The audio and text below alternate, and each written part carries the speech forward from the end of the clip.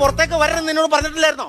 ഇപ്പൊ എവിടെ പോയിട്ട് പരിപാടി? അത് ഞാനേ നമ്മുടെ പഞ്ചായത്ത് കുളത്തിലൊന്ന് കുളിക്കാൻ പോയതാ. എന്റെ ദൈവമേ, പഞ്ചായത്ത് കുളത്തിൽ കുളിക്കാനോ? നീയോ വീടിന് പുറത്തിറങ്ങണെന്ന് പറഞ്ഞ നീ പഞ്ചായത്ത് കുളത്തിൽ എന്തായിട്ട് കുളിക്കാൻ പോയോ? ഓ എന്റെ ചേട്ടാ, അപ്പോഴല്ലേ നിങ്ങളുടെ അമ്മ വന്ന് പറഞ്ഞത് ഇവിടെ പൈപ്പിൽ വെള്ളമില്ലെന്ന്. എന്നാ അടിക്കാൻ പാടില്ലായിരുന്നോ?